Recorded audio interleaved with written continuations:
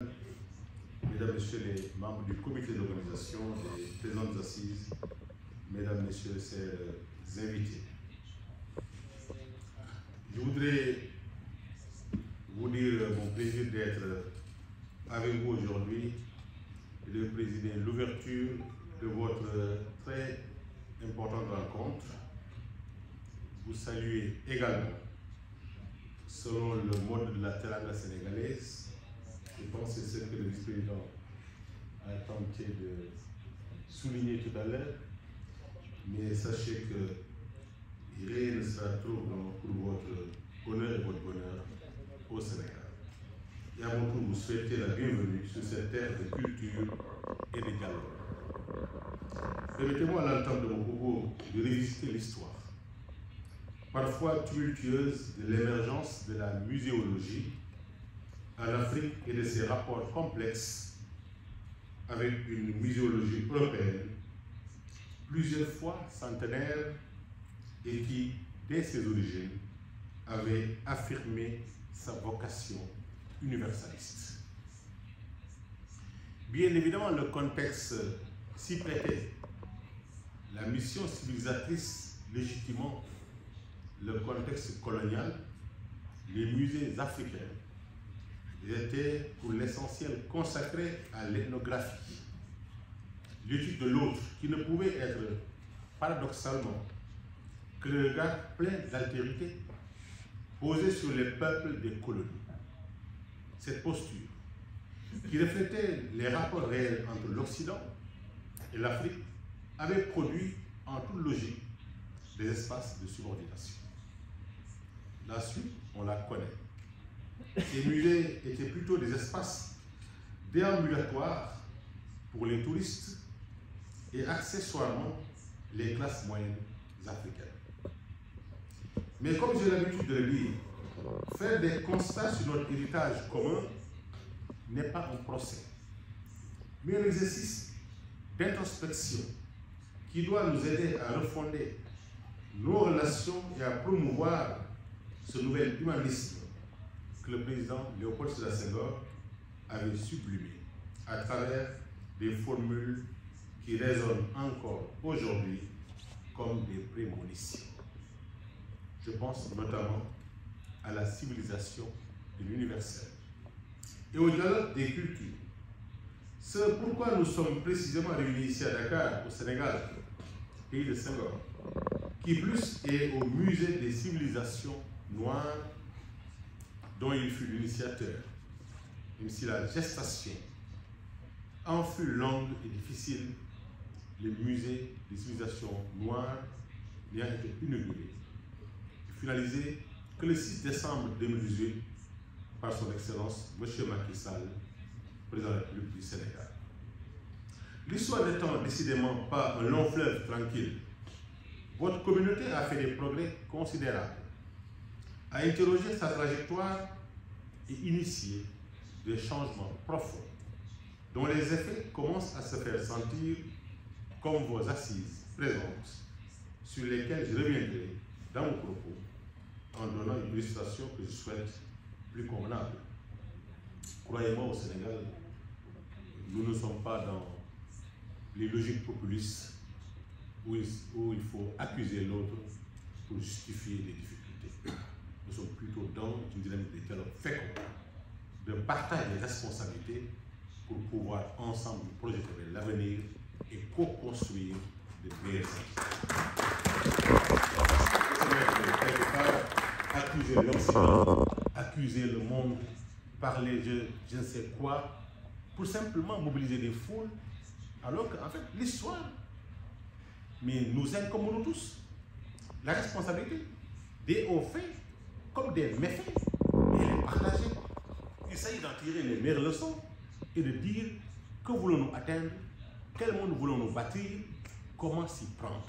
C'est ça l'esprit qui règne au niveau du gouvernement du Sénégal. C'est ça la dynamique du président Macky Sall. Et sous l'impulsion de l'UNESCO et de l'UCOM, vous avez réussi à rencontrer les fonctions des musées qui doivent participer à l'éducation formelle et informelle et à l'apprentissage tout au long de la vie à travers le développement et la transmission du savoir. Les programmes éducatifs et pédagogiques en partenariat avec d'autres institutions éducatives, notamment les écoles, les programmes éducatifs dans les musées abordent des sujets ayant trait à leur collection pour des publics variés et contribuent également à accroître la reconnaissance de l'importance de la préservation du patrimoine culturel et naturel et à favoriser la créativité. D'ailleurs, au Sénégal, il y a une dynamique nouvelle que je salue. De plus en plus, beaucoup de nos cadres commencent à construire des maisons-musées. Chacun veut réorganiser sa vie, son histoire, en y mettant de l'argent, prenant ainsi le relais de cet investissement pour être construit, pour louer et gagner de l'argent. Maintenant, on investit pour partager, préserver et donner la leçon et montrer la voie à travers l'histoire que l'on organise autour de soi. La politique des musées est par ailleurs devenue une préoccupation majeure de l'Organisation des Nations Unies pour l'éducation, la science et la culture, et les collections sont considérées comme un ensemble de biens culturels et naturels, matériels et immatériels, anciens et contemporains, dont les différents éléments ne peuvent être dissociés sans porter atteinte à la cohérence de cet ensemble et dont la valeur scientifique est supérieure à la somme des valeurs individuelles de ces composants. Vision à laquelle nous adhérons parfaitement. C'est universel maintenant partagé, ne pouvait laisser indifférent les praticiens africains qui devaient aussi faire leur mue pour s'extirper de l'enveloppe subalterne sous la forme d'une interrogation.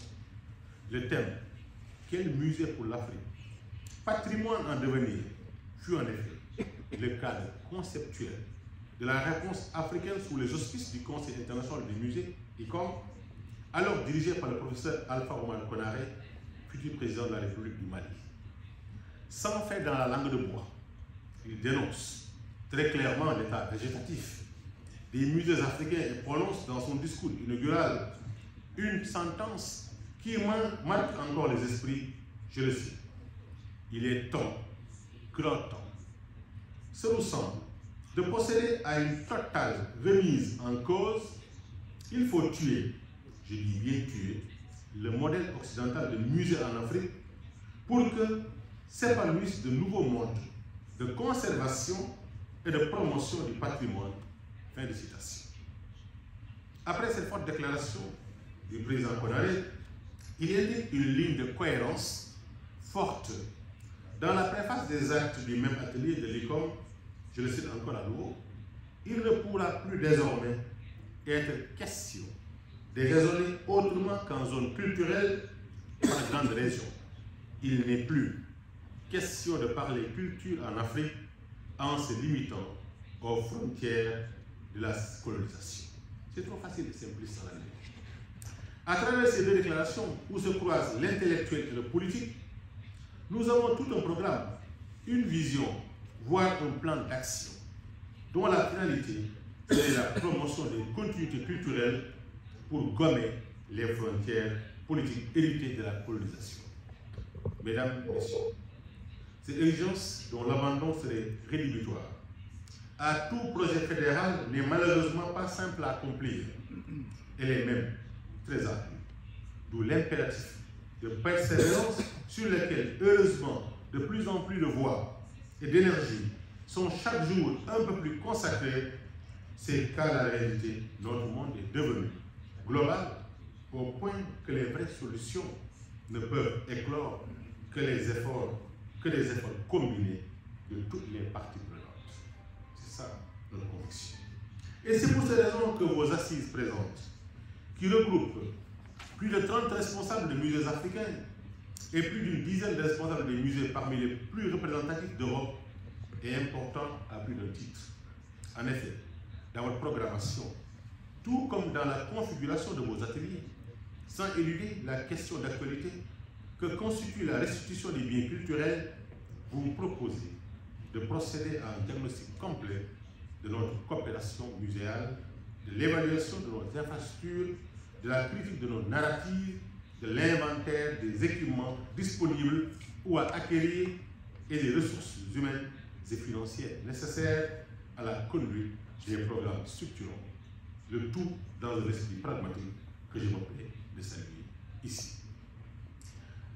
Chers amis, en effet, dans de très nombreux projets, pour ne pas dire la quasi-totalité des offres faites à l'Afrique, les experts africains sont rarement associés à la conception, même si leur participation est jugée indispensable au succès de l'entreprise. En un mot, on nous demande de participer à des projets fléchés pour des objectifs que nous n'avons pas définis et qui prendront fin suivant l'agenda du bailleur sans aucune solution de continuité. Vivre sur de tels projets est naturellement un continuel recommencement.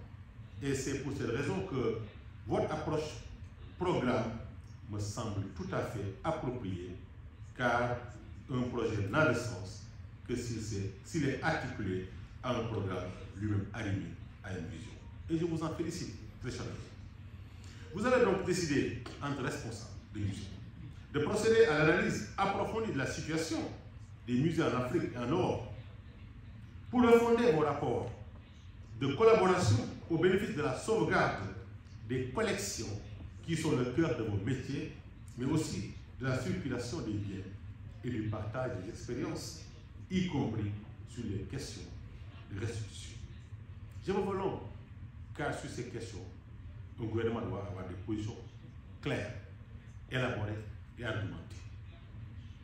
Vous avez enfin introduit dans votre agenda des échanges avec les partenaires financiers dans le cadre d'une mobilisation de ressources pour des programmes articulés à l'atteinte des objectifs en partage afin d'aboutir à une véritable recommandation de la muséologie en Afrique comme en Europe.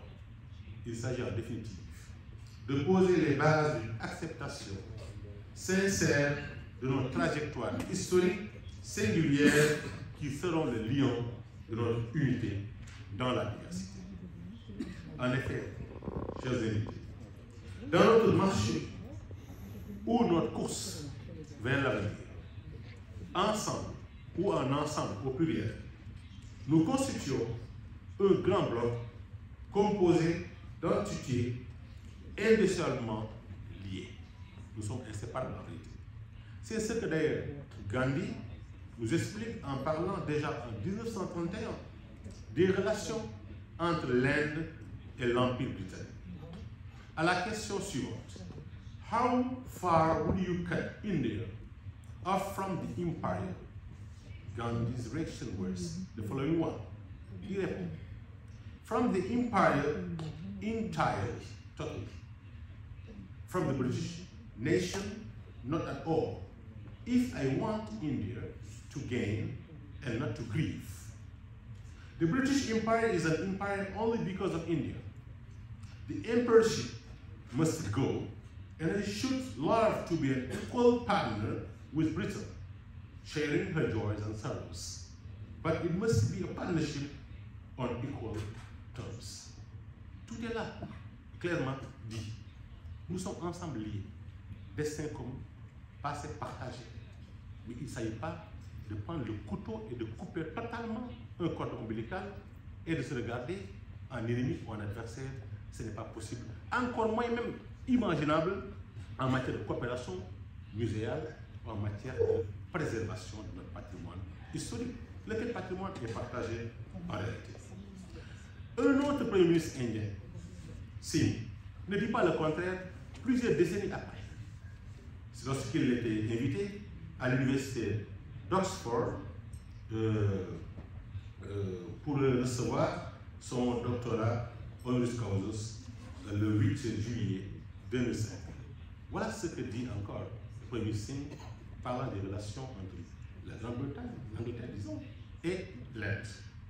Today, with the balance and the perspective offered by the passage of time and the benefit of hindsight, it is possible for an Indian Prime Minister to assert that India's pre-experience with Britain and its beneficial consequences too, our notions of the rule of law, of a constitutional government, of a free press, of a professional civil service, of modern universities and research laboratories have all been fashioned in the crucible where an old civilization met the dominant empire of the day.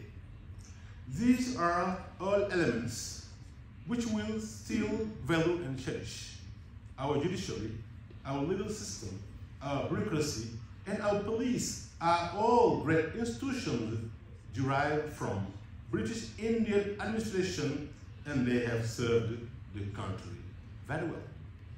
Ça veut dire ce qu'exactement avait annoncé Gandhi dans une autre perspective et dans un autre contexte. C'est exactement ce qu'au Sénégal, le président Senghor a parlé, en parlant de colonisation, en décrivant ça comme un mal nécessaire.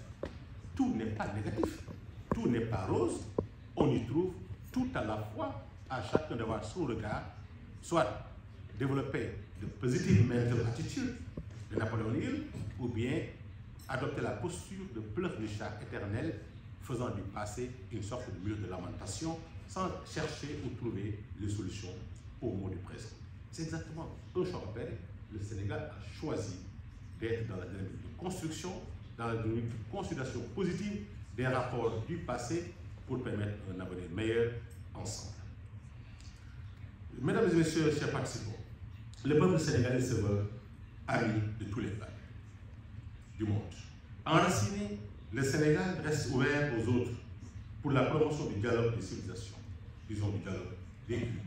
Et dans cette belle perspective, vous pourrez toujours compter sur le Sénégal qui a fait à la culture une bonne place dans le préambule de sa constitution qui affirme, je cite, le peuple du Sénégal souverain, profondément attaché à ses valeurs culturelles fondamentales qui constituent le ciment de l'unité nationale.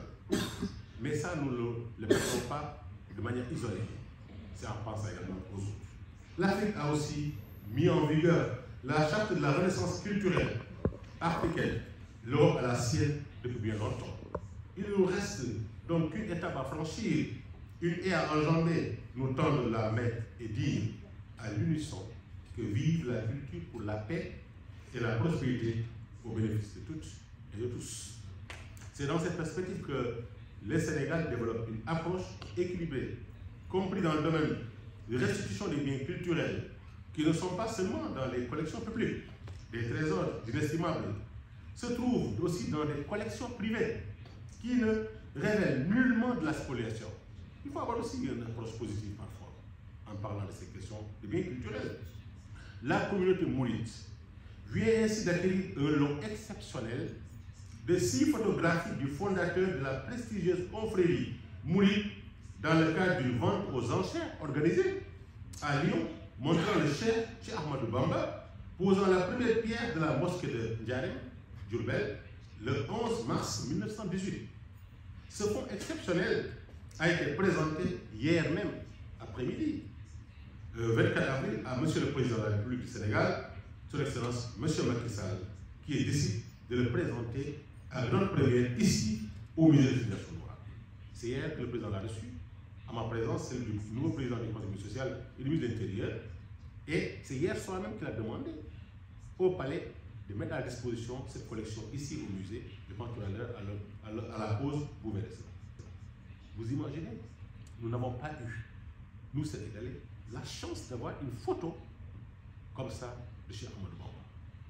Vous ne verrez pas quelque part une rencontre religieuse aussi prestigieuse en Afrique, de façon si régulière, mobilisant des millions et des millions de fidèles qui, lorsqu'ils décident de financer un projet à milliards en un mois par une collecte de fonds, volontairement, les uns les autres mobilisent cet argent sans attendre de contrepartie de personne. Déjà à l'époque, le cheikh a pris de l'argent pour accompagner des projets de la France dans un contexte extrêmement difficile. Et c'est cette collection privée qui nous a donné la chance aujourd'hui d'avoir cela. Et c'est hier qu'ils ont présenté ça au président de la République. Quand j'ai annoncé au président qu'aujourd'hui même, je dois venir présider ces rencontres des directeurs du musée d'Afrique et d'Europe, ça reste dit, ah, quelle belle coïncidence, amener ce soir même cette collection pour leur présenter cette collection. Et l'esprit qui prévaut dans l'acquisition de cette collection-là. C'est l'occasion de féliciter tous les acteurs majeurs qui ont été à la base de cette belle réussite. Mais en attendant que ces images historiques rejoignent la galerie consacrée aux appropriations africaines des religions abrahamiques, j'ai décidé de vous les faire découvrir en grande première à la fin de ma présente allocution qui concentre l'ouverture de vos travaux. Je ne saurais cependant terminer sans les institutions qui ont rendu possible cette rencontre et leur exprimer mes remerciements et notre gratitude. Il s'agit bien entendu, entre autres, du ministère de l'Éducation, de la Culture et des Sciences des Pays-Bas, de la Fondation Preußische Kulturbesitz d'Allemagne, excusez la mauvaise prononciation, je ne suis pas germaniste, de la Fondation Humboldt Forum d'Allemagne, de la Goethe Institut d'Allemagne, de l'Institut français du Sénégal et du Musée des civilisations noires du Sénégal. C'est sur cette note que je vous souhaite d'excellents travaux en déclarant ouvert vos travaux. Je vous remercie de votre